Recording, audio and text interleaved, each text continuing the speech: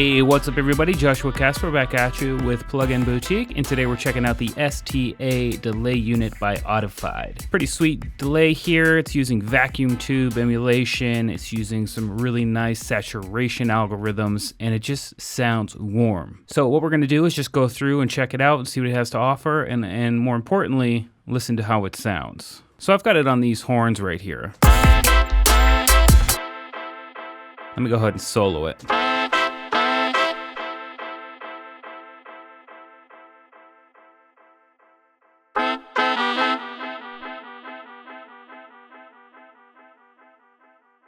So as you can tell, it's a really nice sounding delay there. It fits perfectly with this style of track, and it's really quite easy to use, and it's actually quite versatile with how simple of an interface it has here. So just from left to right, let's just go through these parameters and see what they are. Level in, that's obviously how much you want to drive the signal into the unit itself. Tempo is a little bit different than usual.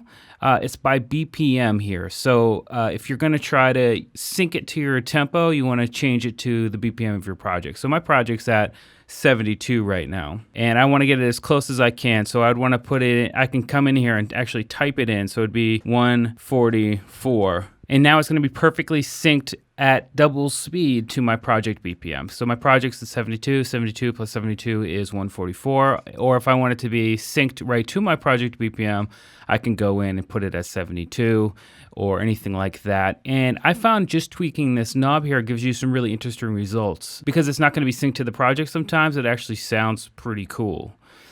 We've also got a tap feature here, so this is going to change the tempo however quickly you tap this button right here. You see it changing down there. Decay is how long the decay is going to last, so it's in seconds. If we come over here, that's going to be shorter if I pull down the decay time.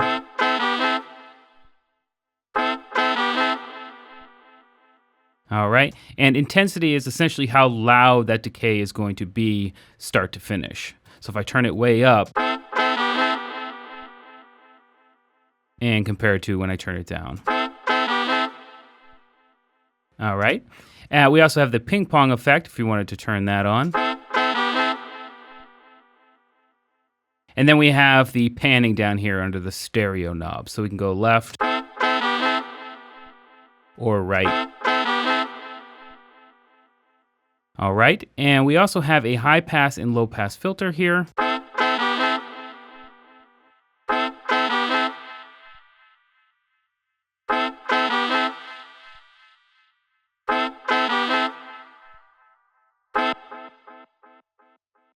And right now I've got the wet only button on because I have the STA delay in my return track.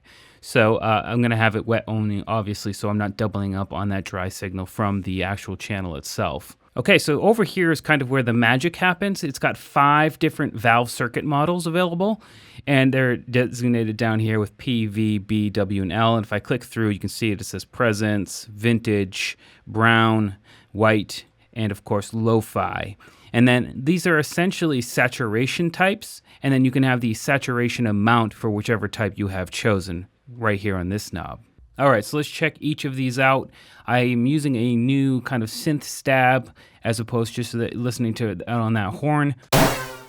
That's what it sounds like, and this is what it sounds like with these settings on that sound with the Presence saturation type. Now I do have wet only, so we don't get distracted by that original sound. You'll notice that the low pass is up all the way to 20,000 and the high pass is down at 20 hertz, and that just means we're getting the full spectrum of audio through the device, because these have a lot to do with different frequencies being accentuated or dulled. So it's kind of important that we are not doing that or cutting that away before it even gets to that saturation stage. So the Presence saturation adds a higher amount of mid and high frequencies to the signal via saturation, of course, and it's used for better cutting through the mix.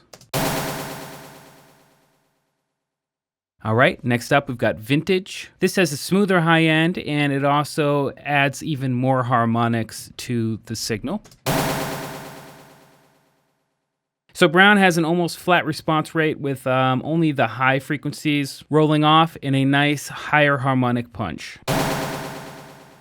White, in contrast, has a higher amount of higher frequency content, and then there's a balanced ratio between the even and odd harmonics being added by that saturator. And finally, lo-fi. This is going to cut the low and high frequencies, giving you kind of that mid-range, and it gives it kind of that vintage feel. So now that I've told you a little bit about each of these, let's just go ahead and rapid fire through them so you can hear the difference. So you'll notice the big difference between P and L, for example. The P has a higher frequency content and lower frequency content than does L.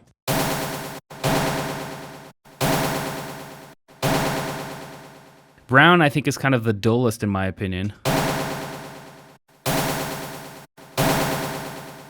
And I think white is kind of the brightest, or is getting the most of the saturation bit. So another really cool thing about the STA Delay is that the STA stands for Summing Tube Amplifier, and this uses essentially two signal paths. One is the processed by the modulation and the spectral changes, and the other is essentially dry. And then those two signals are mixed together inside of a vacuum tube, which gives it that kind of vintage flanging phaser effect. And it's really noticeable when you use sort of these shorter or faster tempo delays. You hear how it's kind of flanging and phasing.